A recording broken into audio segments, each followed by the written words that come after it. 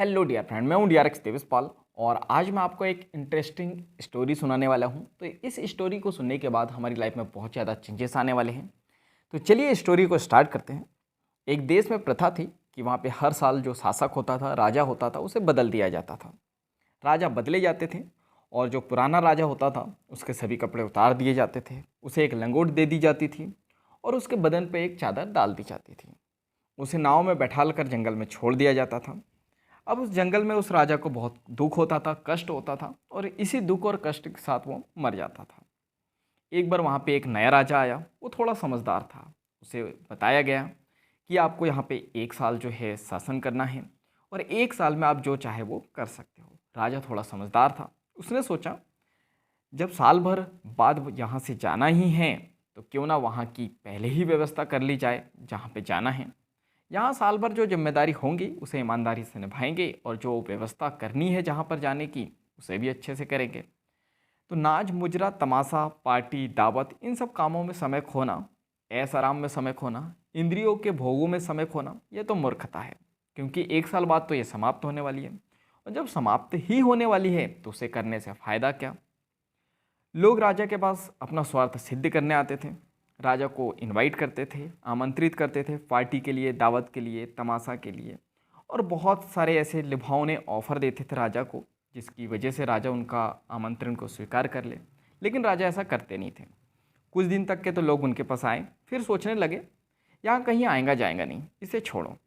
इसी तरह जब लोगों को दिख जाता है कि सामने वाले व्यक्ति से उनका स्वार्थ सिद्ध नहीं होगा तो फिर उस व्यक्ति को वो छोड़ देते हैं या ऊपरी तौर पर संबंध रखने लगते हैं।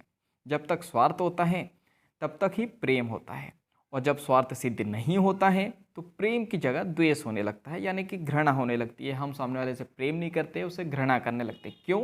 क्योंकि उस व्यक्ति से हमारा स्वार्थ सिद्ध नहीं हो रहा है, हमारा काम नहीं हो रहा है, तो हम उस व्यक्ति से घृणा करने लगते हैं। जब लोगों ने देखा कि राजा साहब तो कुछ काम करते कराते हैं नहीं, तो क्यों व्यर्थ में इनके पास आए, इसलिए लोगों ने उनके पास आना ही छोड़ दिया। अब राजा ने सोचा ये तो बड़ा अच्छा हुआ, लोगों ने सताना ही बंद कर दिया, अब मैं अपने काम पर ध्यान लगा सकता हूँ। उन्होंने आदेश दिया कि नदी के उस पार सारा जंगल को आबाद कर दिया जाए। कुछ दिन लगे और पूरा जंगल आबाद हो गया। साल भर हो गए, राजा के फिर कपड़े उतारे गए और उससे एक चादर दे दिया गया, नाव में बिठाल दिया गया और अब राजा जाने लगे। लेकिन जैसे ही राजा नाव में जाने लगे तो राजा हंसते हुए जा रहे थे। तो लोगों ने पूछा आप हंसते हुए क्यों जा रहे हो? राजा ने कहा सभी यहाँ हंस रहे थे इसलिए रोते हुए गए, मैंने यहाँ हंसना छोड़ दिया था इसलिए हंसते हुए जा रहा हूँ। अगर मैं भी हंसता यहाँ पर तो खाली हाथ और रोते हुए जाता, लेकिन मैंने अपना आगे का रास्ता क्लियर कर लिया है, यानी अपने आगे के रास्ते पर काम कर लिया है और जहाँ मुझे जाना है वहाँ पर यहाँ से ज़्यादा सुख है। तो याद रखो हमारी उम्र बिल्कुल नपी तुली है, इसलिए जो कुछ भी करना है उसे अभी कर लो, तुरंत कर लो। तो इस कहानी से हमें सीखने को मिलता है कि जब हम अपने आज को सुधार लेते हैं तो आने वाला कल हमारे लिए बहुत बेहतर हो जाता है।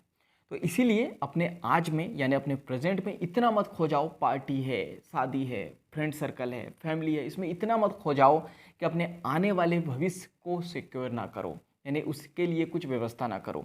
तो अगर आप अपने आज को सुधार लेते हो तो आने वाला समय या आने वाला जो कल है आपके लिए बहुत बेहतर हो जाता है। अगर इस स्टोरी से कुछ भी सीखा हो तो लाइक, कमेंट्स और शेयर कर दो, क्योंकि जब हम दूसरों की हेल्प करते हैं तो ये नेचर हमारी हेल्प करता है। चैनल को सब्सक्राइब या फिर फॉलो कर लो ताकि आने वाली अपडेट्स की नोटिफिकेशन आपको सबसे पहले मिलते रहे। तो बाकी हम लोग मिलेंगे नेक्स्ट स्टोरी में इस तरह हंसते हुए, मुस्कुराते हुए, लाइफ में आगे बढ़ते हुए और कुछ नया सीखते हुए। जब तक के लिए thank you, bye bye and go for success.